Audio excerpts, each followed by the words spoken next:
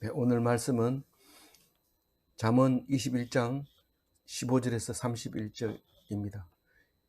정의를 행하는 것이 의인에게는 즐거움이요 죄인에게는 패망이니라. 오늘은 17개의 잠언을 하기 때문에 좀 빨리 나가야 되지만 우리가 빨리 나가는 게 중요한 게 아니라 하나하나 묵상하는 게 더 중요한데 그러면 어떤 것이 옳으냐 그거는 할 수 없죠. 말할 수 없지만 우리가 생각나는 대로 이렇게 묵상을 하다 보면 이렇게 될 것입니다. 꼭 양을 채워야 된다, 시간을 채워야 된다, 똑바로 지켜라 이렇게 할 수는 없는 것이죠.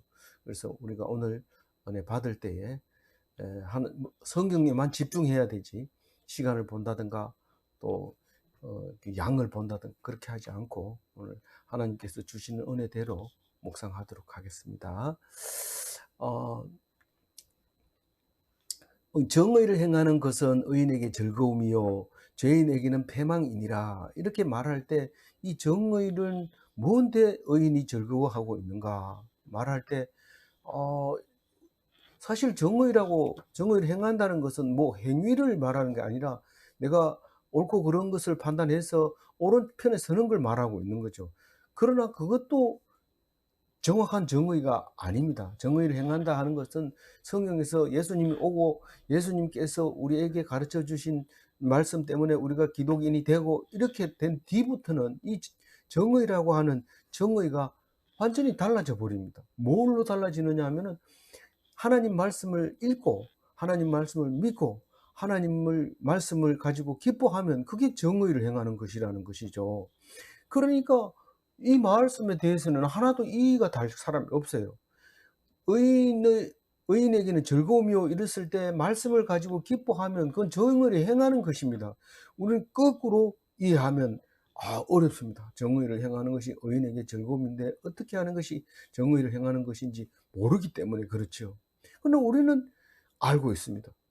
어떤 게 정의를 행하는 건지. 그거는 하나님을 믿고 하나님의 말씀을 묵상하고 하나님께서 주신 은혜로 말미암아 기뻐할 때 그때 즐거운데 그게 바로 정의를 행하는 것이다라고 말할 수 있게 되는 것이죠.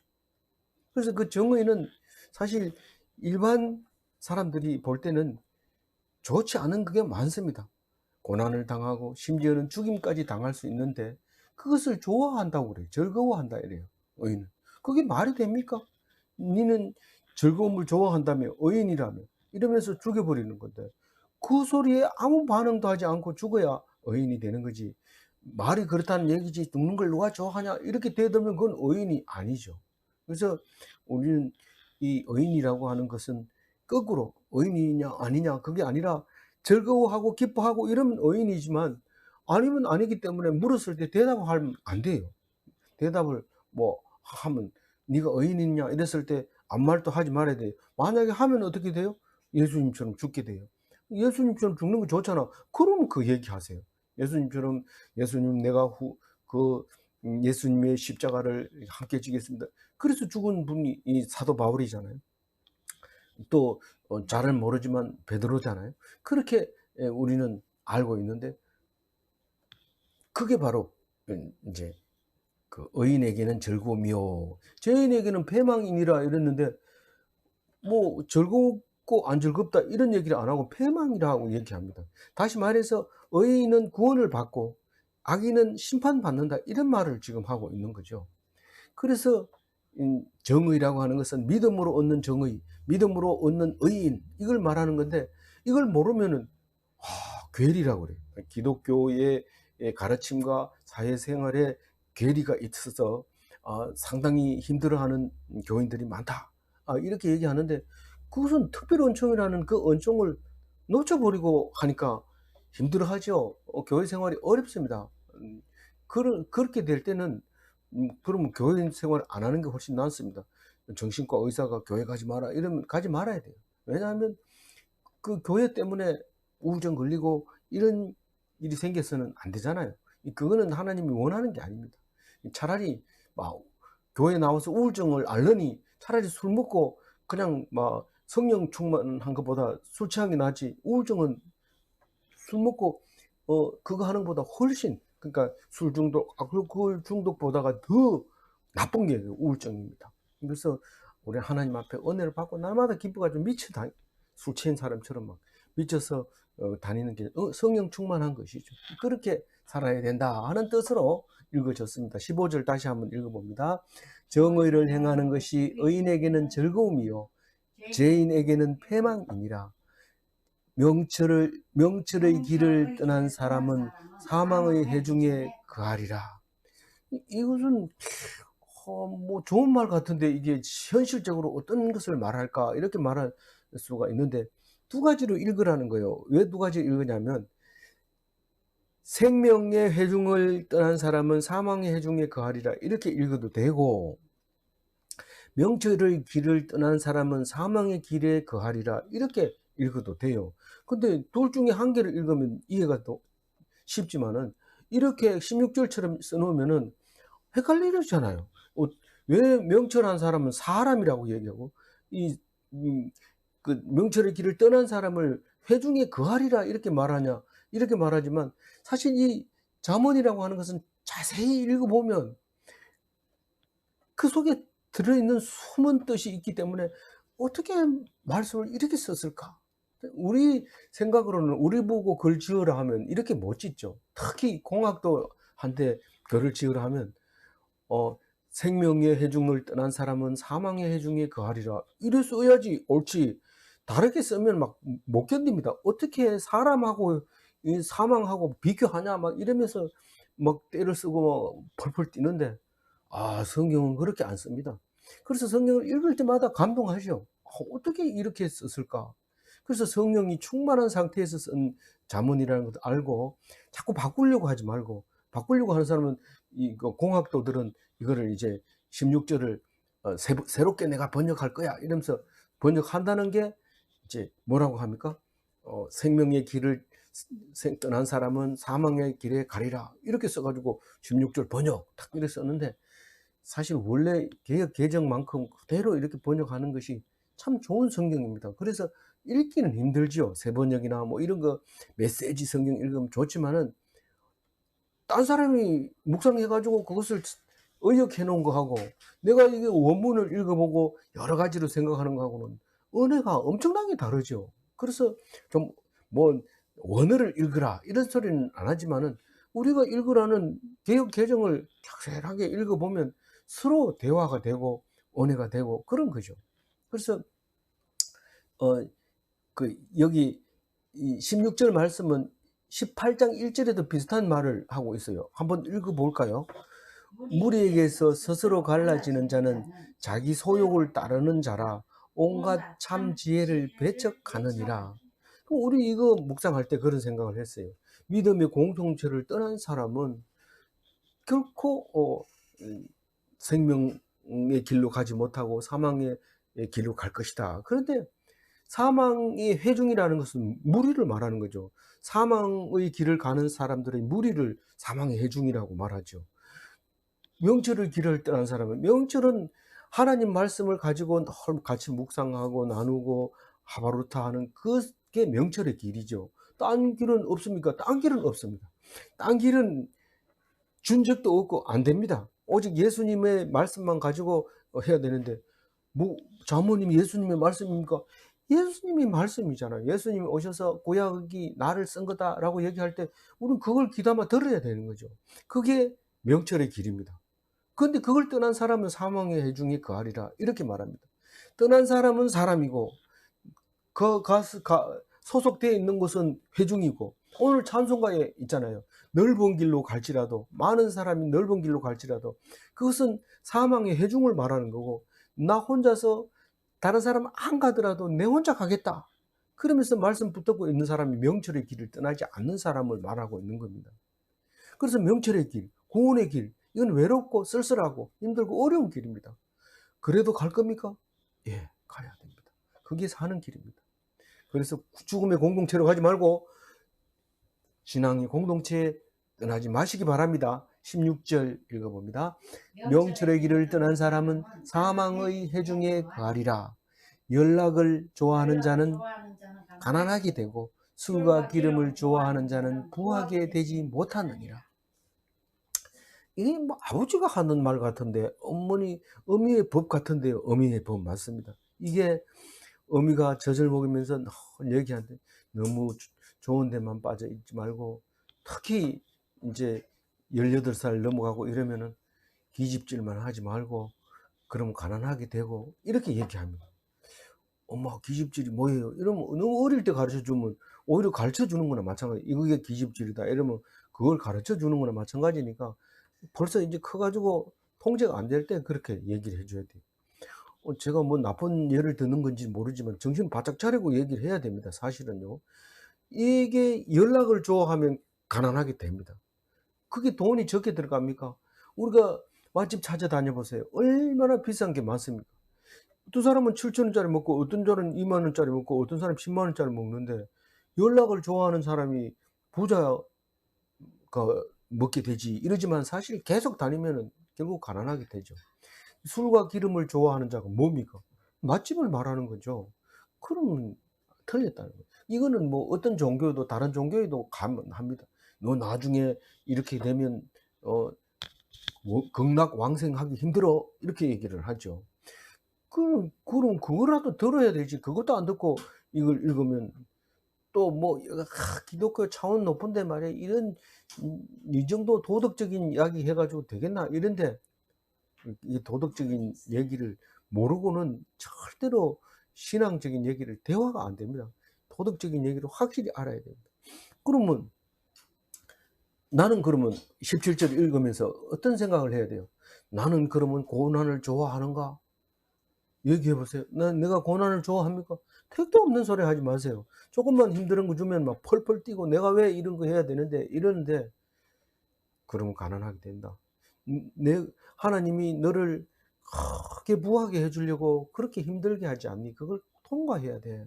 이렇게 할 때 쪼끔 마음이 가다가 새가 쪼물어 가지고 길짝밭에 떨어지는 씨앗이 돼 가지고 고만 딴 길로 가 버리죠. 그래서 말씀을 들을 때 꼭 가지고 있어야 되는데 "너 쾌락을 좋아하면 가난하게 돼." 이렇게 말할 때 그거를 뭘로 들어야 돼요?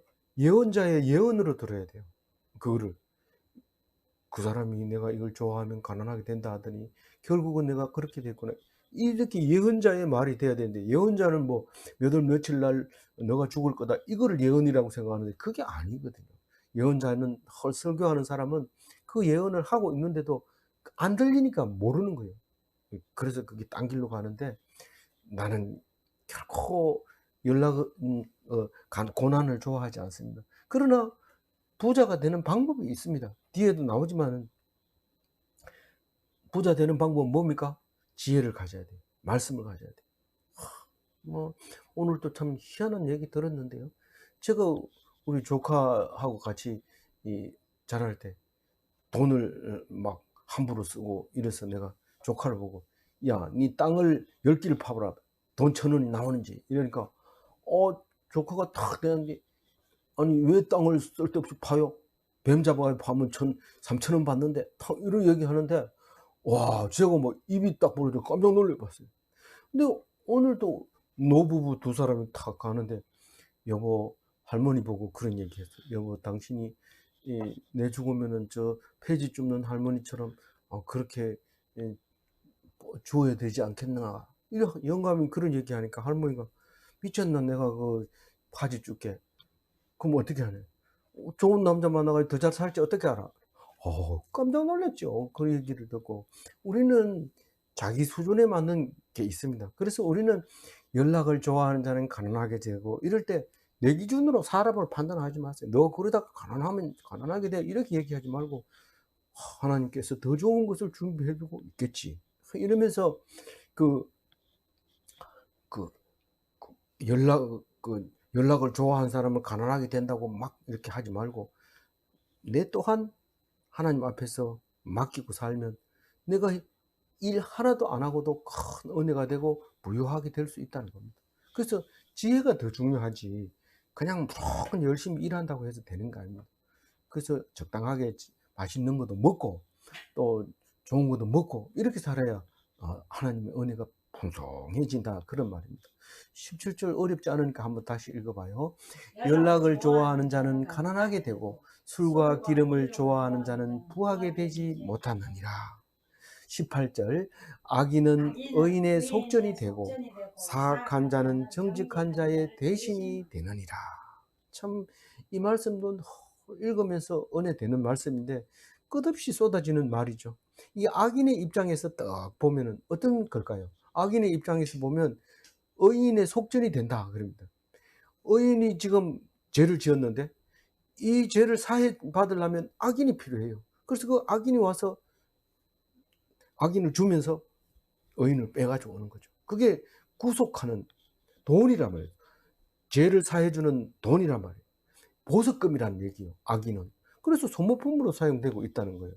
사실 우리가 가운데 이제 그렇게 생각한다면 그 악인은 뭐냐 하면은 누군가가 악한 악역을 해야 됩니다.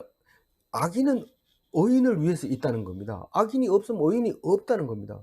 그래서 내가 너 의인 만들어 줄게 이러고 악인이 될 사람이 혹시 있어요. 성경을 잘못 오해하고 그런 말을 합니다. 내가 너를 악인 시켜줬으니까 나를 함부로 대하지 마 이렇게 하면 가룟 유다가 예수님 팔아놓고 내가 안 팔면 네가 십자가를 어떻게 지냐 뭐 이렇게 하는 거랑 마찬가지예요. 그러나 그렇게 말하면은 예수님이 뭐라 합니까? 나는 내 갈 길을 가는데 니하고 관계없는데 니는 그렇게 하면 나지 않는 것이 니한테는 훨씬 좋을 뻔했다. 이렇게 얘기를 하게 됩니다. 왜냐하면 나는 거는 부모님이 낳으시고 하나님이 기르시고 아버지가 낳았죠. 아버지가 낳으시고 어머니가 기르시고 하나님이 길러주실 때 그럴 때 나는 그렇게 힘 안 들이고 컸습니다. 그러나 결국은 죽을 때는 엄청난 고통으로 죽게 되는 거죠.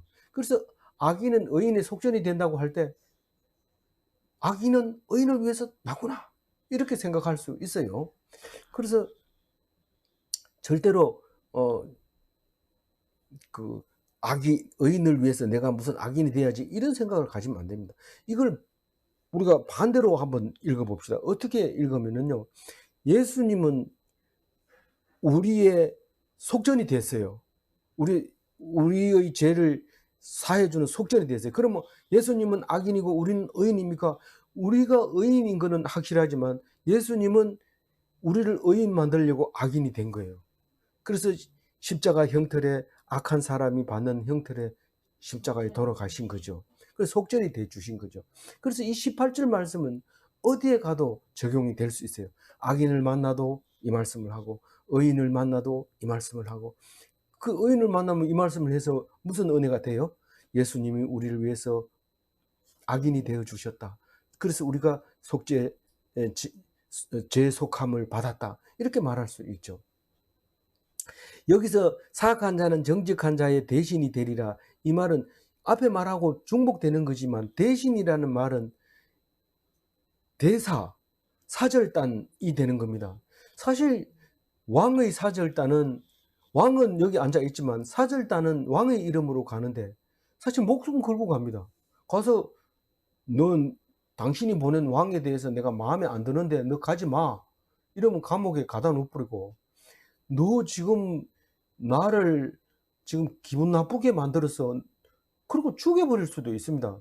그래서 그 사악한 자를 어떤 때는 보내가지고 죽임을 당하게 될 수도 있고 거의 대부분 죽임을 당합니다. 사악한 자는. 그런데 충성된 자가 대신으로 갔을 때는 보낸 사람을 살리게 해주고 오지요. 그런데 여기서 말하는 대신은 죽음을 대신해서 가는 대신을 말하고 있는 거죠. 아주 막 가슴 뭉클한 그런 말이죠. 그래서 우리는 18절을 묵상하면서 가룟 유다도 생각하고 예수님도 생각하고 그렇게 해야 됩니다. 읽어봅니다. 악인은 의인의 속전이 되고 사악한 자는 정직한 자의 대신이 되느니라. 19절 읽어볼게요. 다툼에 성내는 여인과 함께 사는 것보다 광야에서 사는 것이 나으니라. 왜 자꾸 잠언은 다투며 성내는 여인에 대해서 자꾸 얘기를 할까요? 그게 그만큼 우리 생활에 중요하다는 거예요. 우리가 아무리 이 훌륭한 사람이라도 여자가 여자가 그전에는 생생하다더니 성질을 팍 내면서 딱 돌아서는데 '아 이거 틀렸구나. 나 그 잘못 봤구나. 이 여자 때문에 내가 죽게 됐구나.' 그러고 막바로 출근을 안 하고 산으로 올라가 버리는, 그래서 끝나 버리는 그런 사람도 있습니다. 이 하여튼 이 여인은 굉장히 중요합니다. 어쨌든 여인이 "여보 당신이 있어서 행복해요." 막 그런 여자는 사실 없습니다. 한 번도 없습니다, 그런 사람은. 그런 사람은 없지만 만약에 그런 여인하고 산다면은 그 사람은 살 만하죠. 불이라도 들어가죠. 불 속이라도 들어가서 '나는 가족을 위해서 죽어야 돼.' 이러면서 막 뛰어드는 그런 경우가 있지만은, 다투며 성내면 아무리 이 쉬운 일이라도 "이거 해 가지고 뭐 해." 이러면서 발로 툭 차고 일 안 합니다. 근데 그렇지 않은 거는 이 그만큼 여인이 이 제1번 가는 중요한 생활의 그 중심이다. 그렇게 말하기 때문에 그렇습니다. 그러면은 그럼 성내는 여인을 피해서 그러면 광야에 가면 살면은 그 화내는 여인이, 성내는 여인이, 다투는 여인이 없습니까? 광야에 가도 거기도 있어요. 이 여인은 피할 수 없어요. 그런데 광야에 가면 덜 싸운대. 이 왜 싸우냐 하니까 좋은 집에 맛있는 음식에 좋은 음식 먹기 시작하면 한없이 보석 사다 주면 더 좋은 보석 어디 있더라 이러고 또 이어 가지고 또 사 오고, 금붕어 할아버지 이야기 나오죠. 계속해서 더 좋은 거를 원하는데, 아 그래서 이 29 절을 이렇게 써 놓은 겁니다. 좋다고 해 가지고 안 다투는 게 아니고, 광야라고 해서 없는 게 아니지만 없으면은 뭐 여인이 더 도와줍니다. 여인이 이 힘든 남편을 만나면 여인이 초롱초롱해지면서 '내가 도와야지.' 이러면서 딱 나서는데 깜짝 놀랐죠. 맨날 뭐 들어 누워 가지고 "뭐 맛있겠더라. 뭐 좋더라." 이러던 사람이 딱 이렇게 돌아서는데, 광야에 사는 게 확실히 나을 수는 있긴 있어요. 그러나 거기에도 성내는 여인이 있다. 그러니까 어떻게 해야 돼요? 하나님 말씀만 의지하고 하나님만 따라가지, 여자 밥에 좀 먹고 아니면 물론 그래 해야 되죠. 그렇지만 여인을 의지하지 말고 하나님만 의지하면 훌륭한 여인을 하나님께서 보내주신다.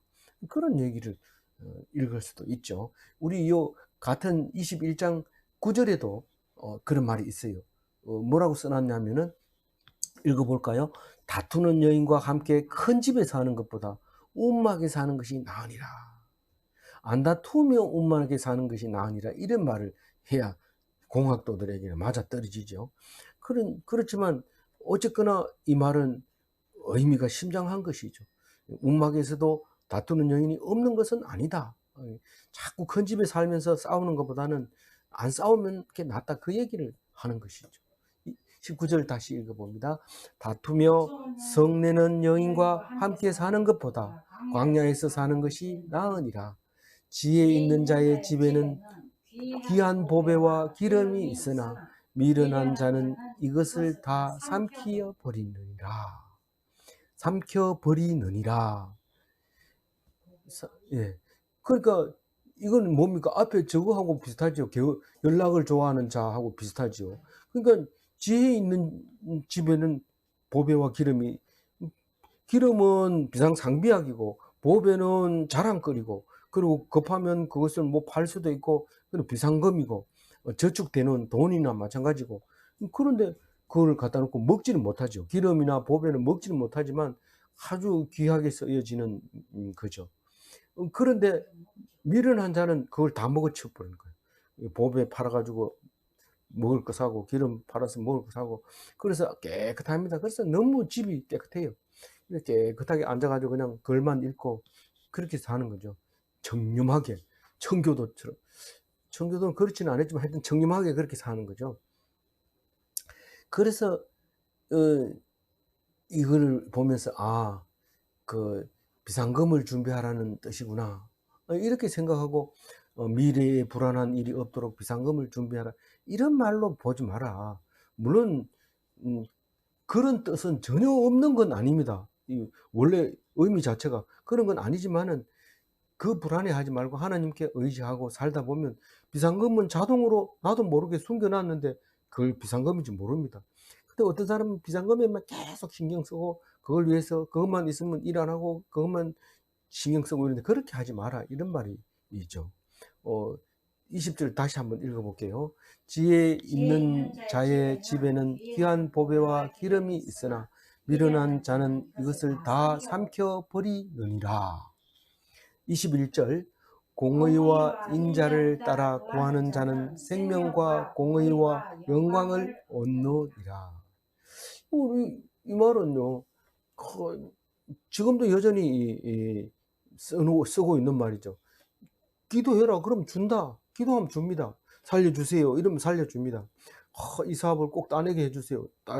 줍니다. 안 줄 때도 있는데요. 안 줄 때도 있죠. 그렇지만 21절 얘기도 꼭 준다는 게 아니라 줄 수도 있다 이런 말입니다. 아무래도 기도한 사람은 기도 응답을 받은 걸 여러 번 얘기를 들어보면 확실히 알 수 있어요. 분명히 기도하는 대로 줍니다. 우리가 말한 대로 기도한 대로 믿는 대로 이 말을 한두 번 했습니까? 늘 그런 얘기를 했잖아요. 그래서 구하는 자에게는 주는데 공의와 인자를 여기서 인자를 다른 성경에서는 인자 대신에 사랑이라는 말을 썼어요. 인자는 헤세드고 헤세드는 헬라어로는 음, 아가페라고 보면 사랑으로 번역해도 아무 문제가 없어요. 그래서 공의와 사랑을 구하는 자는 생명과 공의와 영광을 얻느니라. 지금 공의와 사랑을 추구하면 생명을 얻을 뿐만 아니라 이 공의는 똑같이 제작한데 뒤에 있는 공의를 번영으로 이렇게 번역하는 데가 있어요. 명예는 영광을 말하는 거죠. 그러니까 우리가 공의를 구하면 사랑을 가지고 사랑과 공의를 구하면 그러면 사랑도 주고 공의도 주고 생명도 주고 영광도 준다는 거예요. 그러면 돈을 추구하면은요, 돈 추구하면 돈 준다니까. 근데 그것은 영광하고는 좀 멀죠. 우리는 그럼 뭘 추구해야 됩니까? 일용할 양식을 주옵시고 먹기만 하면 돼요. 그 다음에는 먹는 거에 대해서 기도하면 안 되죠. 그리고 일용할 양식만 달라고 그러고 나머지는 다 공의와 인자를 따라 구해야 된다. 그 얘기를 하는데 저는 그거 공감 못해요. 이렇게 말할 수 있죠.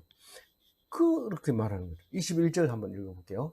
공의와 인자를 따라 구하는 자는 생명과 공의와 영광을 얻느니라.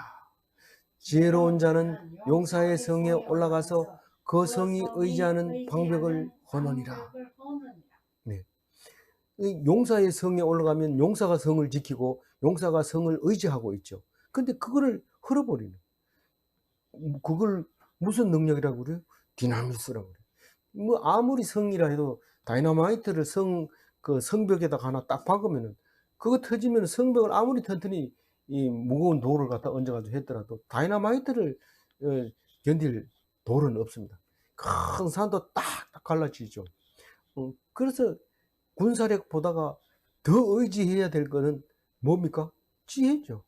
야, 미사일을 만들어라, 핵폭탄을 만들어라, 막 그렇게 하면서 우리 자력 갱생한 우리나라를 빛냅시다 박수 막 치고 이런데 이 지혜가 부족하니까 맨날 불쌍하게 살고 기껏해야 고깃국 먹고 입안 먹는 그것만 자꾸 얘기하는데 이 지혜는 그런 거 아닙니다. 하나님 말씀 탁 들어가면은 하나님이 공급해 주시는 게 그 대표적인 나라가 어디입니까? 미국 아닙니까? 미국. 기독교로 가지고 하나님을 받아들이니까 그냥 계속 축복을 받는 거죠. 물론 이제 기독교도 본받을 만하지 못한 부분들이 많이 있어가지고 끝이 가까웠다 이렇게 말을 하는 사람도 있지만 우리는 그런 얘기는 함부로 하지 말고 그냥 하나님 나라의 모습을 보면서 우리가 미국에서 전도한 나라 아닙니까? 그래서 우리 일어난 나라니까 하나님을 섬기는데 본이 되어줘야 되죠. 우리가 미국은 망해도 한국은 산다. 이렇게 믿음으로 살아나야 되는 거죠. 한번 다시 한번 22절 읽어볼게요. 지혜로운 자는 용사의 성에 올라가서 그 성이 의지하는 방벽을 허느니라. 입과 혀를 지키는 자는 자기의 영혼을 환난에서 보존하느니라. 입과 혀를 지키는 자가 도대체 누굽니까? 그래서 자기 영혼을 환난에서 보존하는 게 누굽니까? 그 입과 혀를 놓쳐버리니까 영혼을 환난에서 보존하지 못하고 있는 거죠. 입과 혀를 지키는 거는 말씀을 가지고 얘기하는 건 아니고는 다 지키지 못합니다. 어떻게 내 생각에는 하는데 헛소리하고 있는 거예요. 유튜브 엄청난 그 말을 쏟아내는데 진짜 들어야 될 게 있고 안 들어야 될 게 있습니다. 근데 우리는 모르니까요. 다 들어봅니다. 클릭수 많이 한 거 계속 도는데 클릭수 많이 한 거 들어보면 너무 이게 수준이 떨어져요. 그게 답답하고 욕해야 됩니까? 아닙니다. 답답하고 욕하는 게 아니라 역시 하나님 말씀을 높여주시려고 하는 사람들이 이렇게 많구나. 그럼 감사해야 되죠. 하나님, 그 사람들이 그렇게 조회수는 많은데 성경보다 못해요. 이런 얘기를 하는 거죠. 그게 자기 영혼을 지키는 거죠. 그렇지 않으면요, 거기서 답을 얻을 수 있는 게 인생의 문제를 해결 못 합니다. 여전히 우울증이 빠져 있고, 그 클릭수가 적으면은 자살해버리고, 그 클릭에다가 악플을 달면은 자살해보고, 이게 뭡니까? 그러니까 입과 혀를 지키는 사람은 오직 말씀밖에 없습니다. 그래서 영혼이 환난을 당할까봐 염려하지 마세요. 그리고 말씀을 꼭 지키면 그 영혼은 보장됩니다. 성경 읽어도 우울하던데요. 더 열심히 읽으세요. 어떻게 그렇게 해요? 그렇게 하면 됩니다. 일이 바빠서 못 읽는 거는 용서해 주지만 편안하면서 안 지키면 그 영혼은 어디로 간다고요? 그 사망의 회중으로 들어가게 됩니다. 성경 말씀을 가지고 은혜 받고 천국 가시기 바랍니다. 23절 읽어봅니다. 입과 혀를 지키는 자는 자기 영혼의 환난에서 보존하느니라. 자기의 영혼을 환난에서 보존하느니라. 이게 이 맞춤법에서 환난이라는 것은 안 나와요. 환난이라고 하면 알아듣는데 환난이라고 하면 안 알아듣는데 성경에서는 환난이라는 말을 안 씁니다. 환난을 쓰게 돼 있습니다. 그거는 뭐 성경을 번역할 때 그렇게 하기로 해서 한 거니까 하지만은 그래서 자꾸 환난을 자꾸 환난이라고 읽는데 왜 그렇게 읽느냐 이렇게 많은 사람이 있는데 뭐 그렇게 넘어가야 되죠. 우리는 그렇게 환난으로 원래 읽어야 되고 또 그것을 의미할 때는 환난이라고 의미를 해도 상관없습니다. 24절 안 읽었죠? 24절 무례하고 교만한 자를 이름하여 망령된 자라 하나니 이는 넘치는 교만으로 행함이니라. 감사합니다. 당장 잘 읽어주셔서 감사합니다. 이 무례하고 교만한 자를 뭐라고 한다고요? 망령된 자라. 이 말은 잘 안 쓰지만 지금 말하면 치매 걸렸다 이렇게 말하는 거예요. 누구를 보고? 무례하고 교만한 자를 치매 걸렸다 이렇게 얘기해요. 근데 사실은 그 외국인 보면 무리하고 교만하지 않아요. 얼마나 온순하고. 지금 정신 차리고 읽어야 돼요. 무슨 말이냐면 치매 걸린 사람이 무례하고 교만하다는 말이 아니라 무례하고 교만한 사람이 망령을 떠내 이렇게 말하는 거죠. 그러니까 거꾸로 읽을 때가 있고 거꾸로 읽어서는 안 될 때가 있는데 그게 그 말입니다. 진짜 병으로 우리가 치매가 걸렸을 때는 무례하고 교만한 자라고 말하지 않죠. 여기서 말하는 거는 쟤 지금 치매 걸렸나? 왜 저러나? 이렇게 말할 수 있는 거죠. 그걸 말하는 건데 왜 누구에게 그런 말을 한다고 해나요? 하나니 이는 넘치는 교만으로 말합니다. 어느 정도 교만해야 되지? 어느 정도? 그게 말이 되나? 완전히 망령 들었어. 이렇게 말한다는 그 말을 말하니까 더 이상은 깊이 생각할 필요 없습니다. 이 24절에 대해서. 그래서 여기서 더 깊이 묵상하려면은 뭘 얘기를 해야 돼요? 나는 교만과 거리가 멉니다. 이렇게 묵상해야 될까요? 24절을 읽을 때. 그렇지 않습니다. 내가 교만이 얼마나 대단한데요. 아버지 몰라서 그렇지. 내가 말을 안 해서 그렇지. 자기만 모르면 24절에 오늘 아시기 바랍니다. 오늘 아시고 회개하시기 바랍니다. 오늘 그렇게 하라고 24절을 준 겁니다. 24절을 다시 읽어봅니다. 무례하고 교만한 자를 이름하여 망령된 자라 하나니 이는 넘치는 교만으로 행함이니라. 25절 게으른 자의 욕망이 자기를 죽이나니 이는 자기의 손으로 일하기를 싫어함이니라. 오, 게으른 자도 멀쩡히 잘 살고 있던데 왜 그런 말을 합니까? 게으른 자의 욕망이 자기를 죽인다. 게으르기만 하면 괜찮은데 게으르고 그냥 주는 대로 먹고 없으면 굶어 죽고 이러면 게으른 자는 꼭 지옥 같다고 얘기할 수 없습니다. 그런데 게으른 자가 이 마음은 오히려 안 게으른 자하고 똑같아요. 게으르면서 남이 하고 싶은 거 다 해요. 그러면 결국은 죽임을 당하는 거죠. 왜냐하면 자기가 농사 짓지 않는 걸 먹으려면 훔치거나 뺏거나 얻어먹거나 이렇게 해야 되는데 얻어먹는 것도 한두 번이지 누가 자꾸 줍니까? 그러니까 훔치거나 빼앗아야 되는데 그건 죽는 거죠. 죽는 길로 가고 있는 거죠. 왜냐하면 자기 일로 자기 손으로 일하기 싫어하니까. 근데 이걸 가지고 읽을 때 아싸 그냥 넘어가자. 이건 뭐 내하고 관계없는 거. 이렇게 읽으면 안 되죠. 욕망이 없고 일하기를 좋아합니까? 그러니까 욕망은 없고 이 말은 나는 원래 좋은 거 안 좋아해. 다이아몬드 이런 거 안 좋아하고 또 맛있는 거 뭐 이런 거 안 좋아해. 그러면서 일은 되게 좋아. 이런 사람이 있습니까? 이 말입니다. 25절을 읽을 때 반대로 읽으라 하거든. 그렇게 읽어야 되죠. 수입 필요 없고 일은 좋아. 이래 말하면 거짓말이에요. 그런 말도 되지만은 그 수입이라고 얘기하기는 조금 좀 그거보다 더 욕망이 없고 이런 말이에요. 지금 25절 얘기는 게으른 자의 욕망이 자기를 죽이나니 이렇게 열심히 일하면서 욕망을 낮추는 사람하고 아무 일도 안 하면서 욕망을 자꾸 높이는 사람하고 이제 구별하려고 하는 거죠. 25절 읽어봅니다.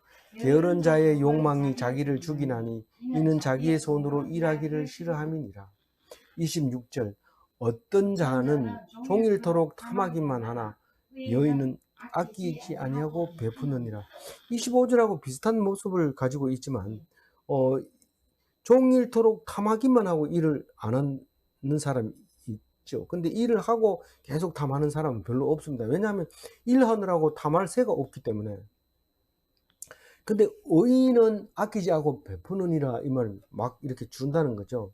사실 이걸 보면서 다고 하는 자와 식물을 물에 던지는 자 이렇게 제가 갑자기 써버렸는데 종일 탐하는 자가 다고 하는 딸이 그물이에 두 딸이 있어 다오 하느니라.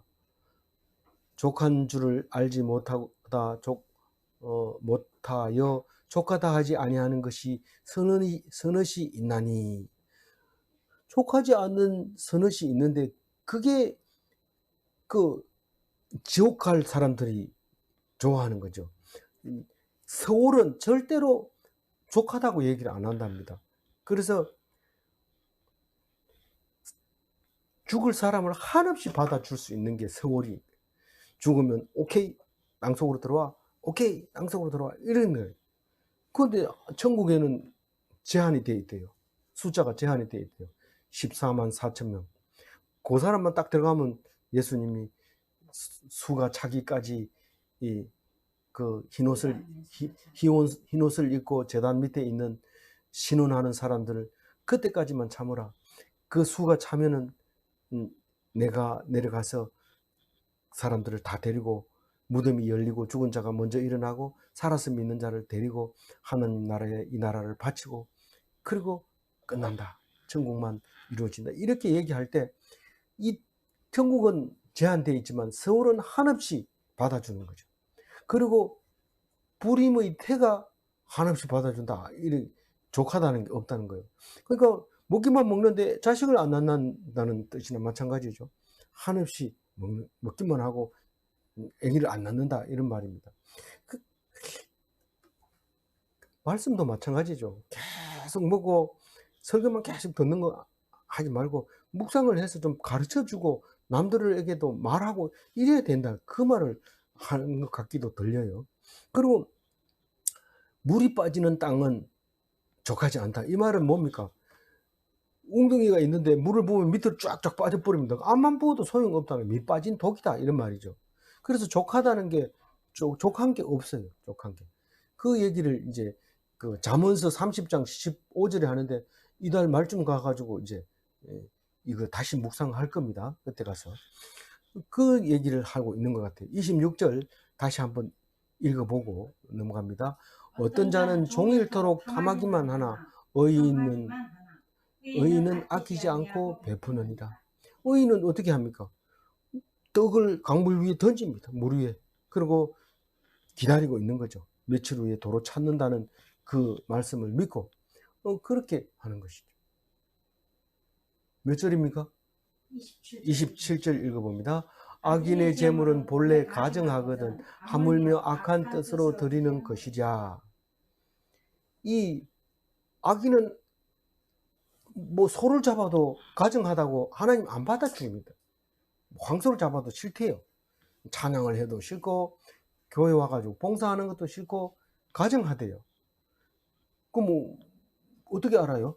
네 속에 하나님이 없으면 악한 사람의 재물이며 돈만 날리는 거죠. 악한 사람은.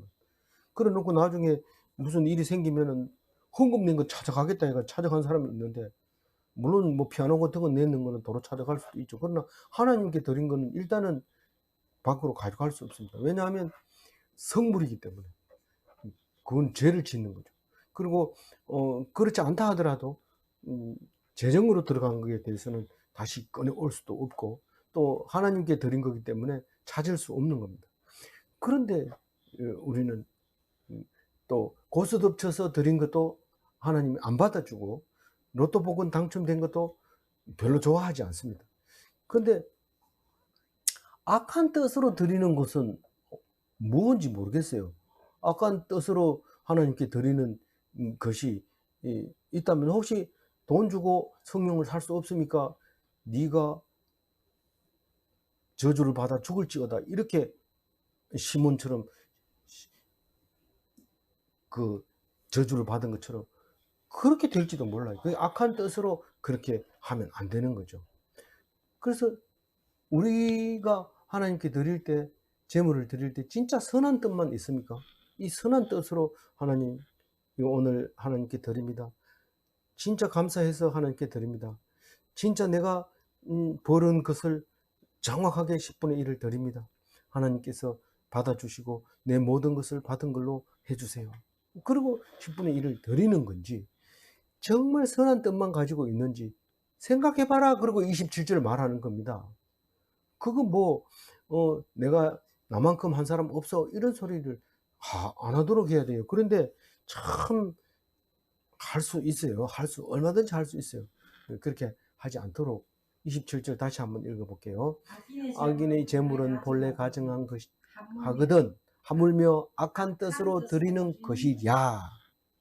28절 거짓 정의는 패망하려니와 확실히 들은 사람의 말은 힘이 있느니라. 이 거짓 정의는 패망하려니와 이 말은 거짓 정인으로 인해서 사람이 죽을 수도 있어요. 그러면 그 사람은 핏값을 대신해서 정인이 죽어야 돼요. 그것은 확실한 공허입니다. 그런데 확실히 듣고 내가 분명히 그 소리를 들었습니다. 그리고 들은 말은 이겁니다. 라고 얘기를 할 때 나는 그 말을 했는 것을 들은 것을 정인 썼다고 해가지고 나를 죽이면 나는 죽겠지만 그 사람은 내 핏값을 받아야 됩니다. 이러고 힘이 나오는데 강하게 나옵니다. 그게 두나미스다. 그래서 믿음으로 이렇게 말하는 사람에게는 힘이 있다는 거예요. 그래서 우리가 28절을 그냥 읽으면 정의는 패망하고 말은 힘이 있고 이러면 이게 동등한 위치가 있지 않기 때문에 이것을 뭐 문장이 좀 어렵네. 성경은 꼭 이랬어야 되나 이런데 자세히 읽어보면 이렇게 안 쓰면 안 됩니다. 지금 패망하는 거는 정인이 패망하는 거고, 그 사람이 뭐 확실한 말을 듣고 정인한다고 해가지고 부활하는 건 아닙니다. 그거하고는 관계없지만, 그러나 확실하게 들은 사람은 말하는 게 아주 강하죠. 거짓말하는 사람은 눈동자가 벌써 흔들리죠. 그래서 그것을 이용하기도 하고 그러는데, 그 얘기를 하고 있습니다. 그래서 우리가 선택해야 돼요. 우리가 거짓 정인에 설 건지, 확실한 들은 것만 말할 건지. 그래도 뭐 거짓이라도 좀 얘기하고 싶어가지고 가짜 유튜브 보고 막 얘기하고 싶어 하는데, 가짜인 줄 알면서 막 얘기하고 싶은데 그게 가짜 같기는 한데 이렇게 이야기도 하더라 이런데, 그건 뭐 안 되죠. 그런 얘기는 안 하는 게 더 좋아요. 보고도 그냥 입국 다물고 있는 거 더 나아요. 그래서 왜냐하면 힘이 없거든요. 그거는 그냥 우스개로 그냥 넘어가 버리고 이런데, 그 우스개가 사람 죽일 수도 있기 때문에 패망하게 돼요. 그래서 28절 다시 한번 읽어보고요. 거짓 정의는 패망하려니와 확실히 들은 사람은 말은 힘이 있느니라. 악인은 자기의 얼굴을 굳게 하나 정직한 자는 자기 행위를 삼가느니라. 얼굴을 굳게 한다는 게 뭐예요? 표정이 굳어 있어요. 그러면 의인은 얼굴이 밝겠습니다. 이런데 그 얘기는 안 해요. 그 얘기는 안 하는데, 악인은 자기 얼굴을 딱 굳습니다. 근데 나이 먹으면 자꾸 얼굴이 험상 굳어져요. 거울을 봐도 그렇고, 다른 사람 보면 이 나이가 나이 얼굴인지 뭔지 모르는데 험상 굳어요. 특히 우리 오촌 당숙 한 분은 원래 저렇게 생겼나? 왜 저렇게 험상궂게 생겼나? 그런데 그래서 오랫동안 생각을 많이 했죠. 근데 네, 우리를 만나면 많이 야단쳤거든요. 그래서 그렇게 보였던 것 같아요. 근데 정직한 자는 자기의 행위를 삼간다 이렇게 말하는데, 그 다른 성경에는 자기의 갈 길을 살펴 행한다 이렇게 말하고 있어요.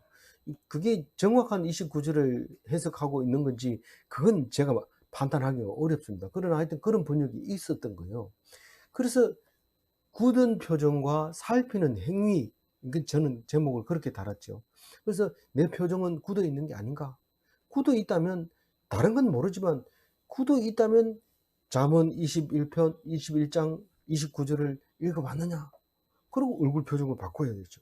그래서 오늘 내가 머리를 염색하는 데 가서 앉아가지고 거울을 보면서 자꾸 웃는 연습했죠. 왜 웃는 연습을 했을까요? 웃는 거, 재밌는 거 생각하면서 희죽희죽 웃으면서,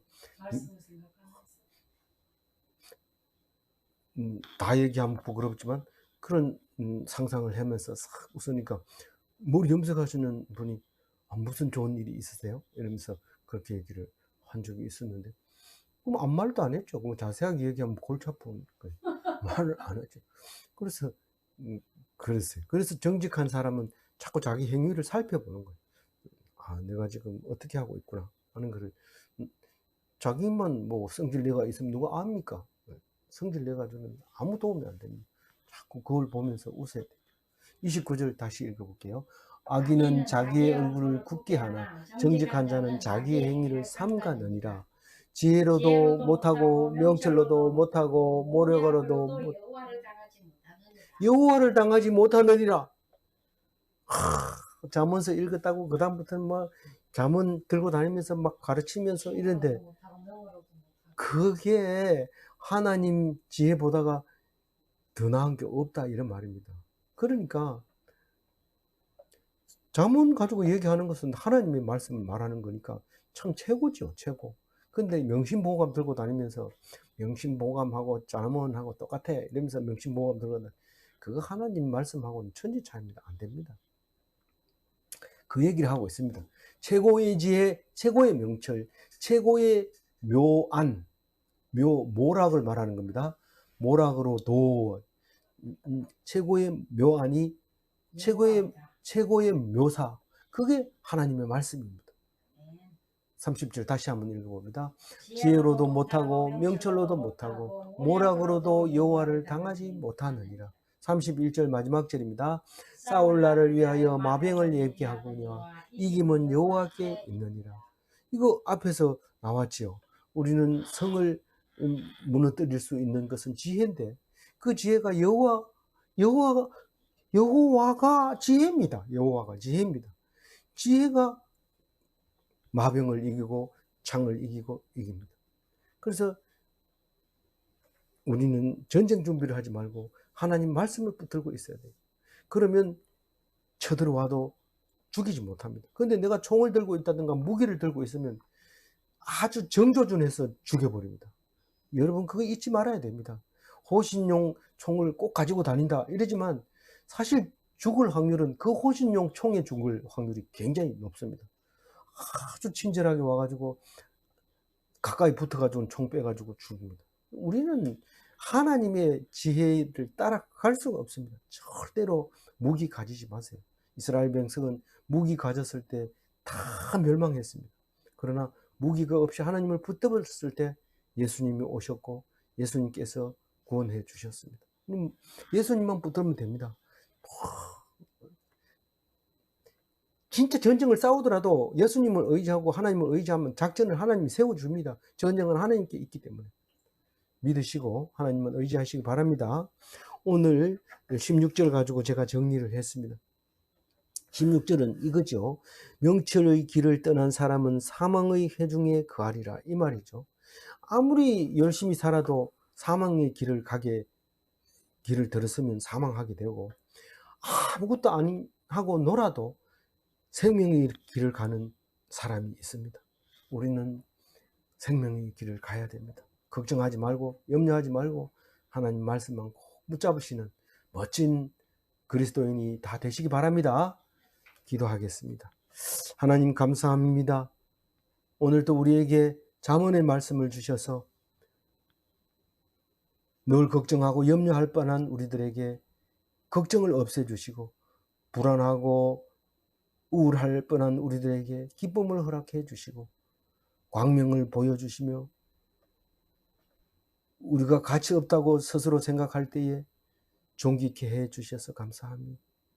우리는 가난하다고 생각할 때 풍요했고 어렵다고 생각했을 때 길을 열어주셨습니다. 주님 붙잡아 주시고 나를 인도하여 주옵소서. 주님 말씀 없어 죽는 백성이 되지 말게 하여 주옵소서. 풍성한 말씀으로 은혜 내려 주옵소서. 감사하옵고 우리 주 예수 그리스도 이름으로 기도 올리옵나이다. 아멘.